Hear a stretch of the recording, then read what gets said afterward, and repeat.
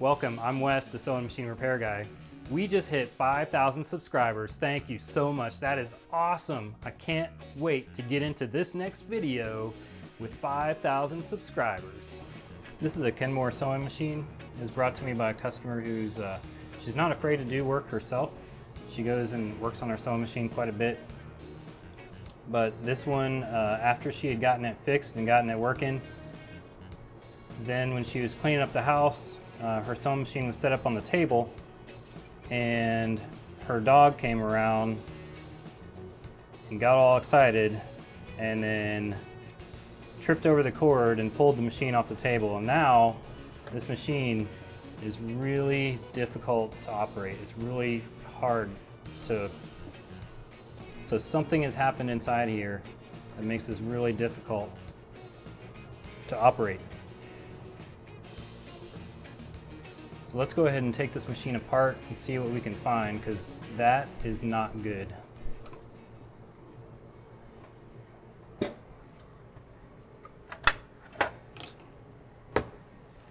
This sewing machine kind of reminds me of a story.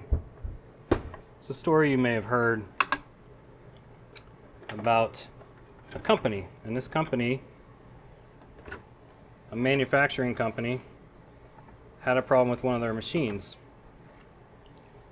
And what they had to do was call somebody because their own maintenance team couldn't figure out the problem with the machine. They didn't have the experience, they didn't have the knowledge, because this is one of those machines that's kind of an old machine. And so they called this guy in, and this guy called him out of retirement. He spent 60 plus years in the factory working on these machines. And he's the only one that could fix this machine. So they get him in there and he looks around. He's checking out this machine.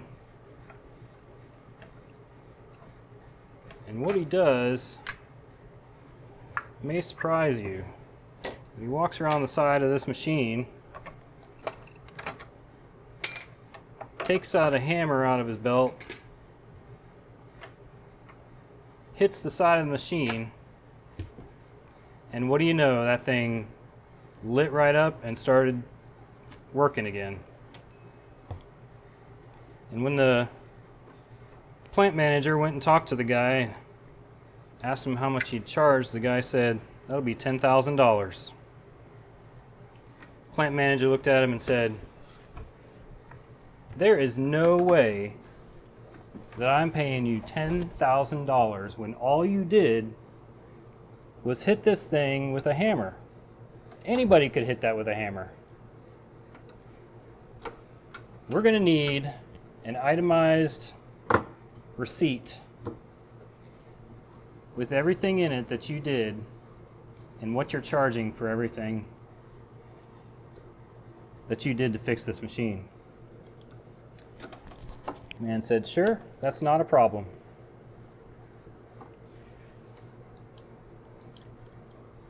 So they get this receipt in the mail a few weeks later. The receipt says on it, 1 mechanical agitation with a hammer. Cost $1. Knowledge. The knowledge of where to hit this piece of equipment with the hammer.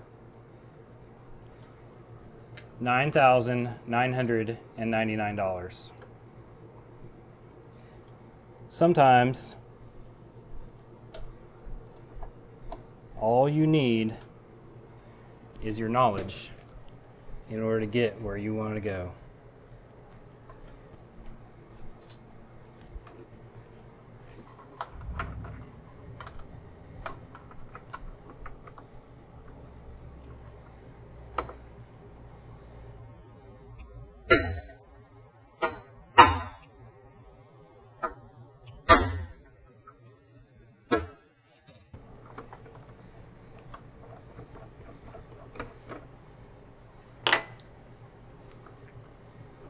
That's it.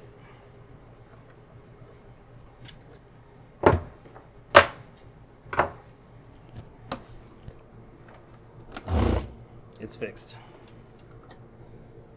Now for the explanation of what I just did. What I just did was hit this sewing machine with a hammer to fix it.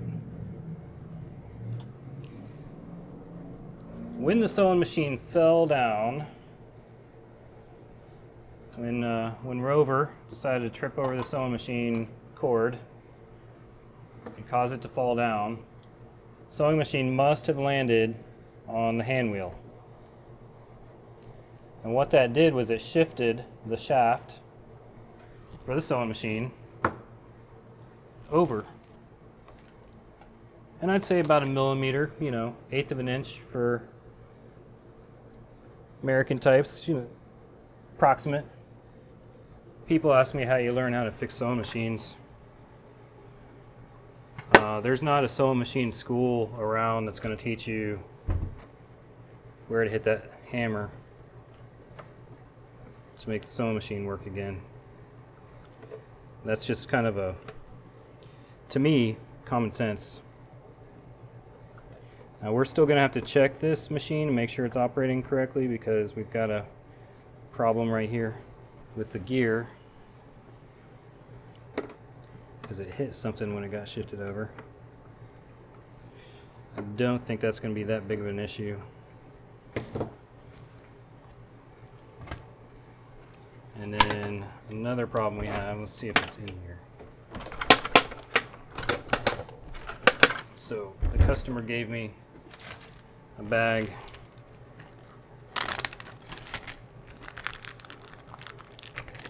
with the stop for the bobbin winder,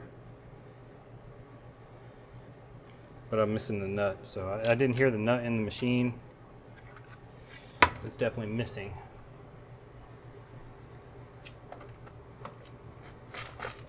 Let's try a bag of goodies over here.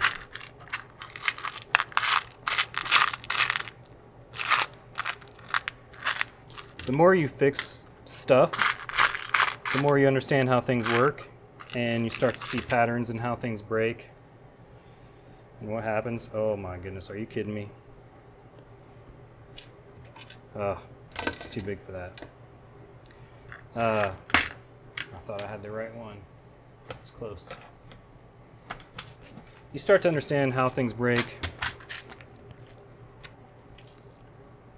Now, I'm not saying that I will always have the right answer, because I definitely do not. This is just one of those instances where I was lucky, and where the knowledge of where to hit the hammer is where I'm earning the money for working on the sewing machine.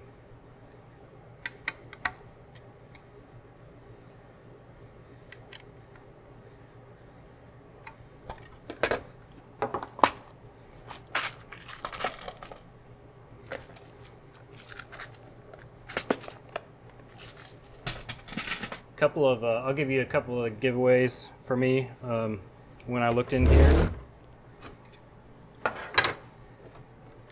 This belt right here is on the very edge, going around, so that shows me that something was shifted over. Also, when you look at the bearings surfaces, I saw new metal underneath bearing surface in here when you look at the shaft part, and I could tell that the shaft was off by, like I said, about a millimeter or so, 1/8 of an inch, between a 1/16 and an 1/8 of an inch.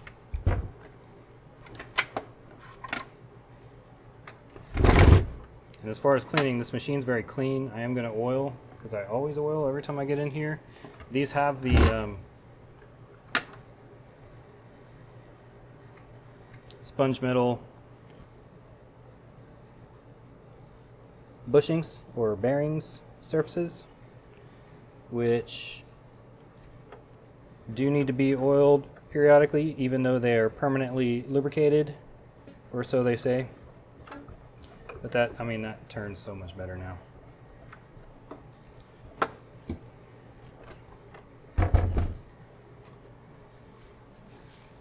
And we're going to do all of our normal checks of the needle, positions, feed dog height, all timing, everything. We're going to do all those checks so that the hammer is not the only thing that I do for a sewing machine, but yeah, I still go through all the checks that I need to go through for this sewing machine.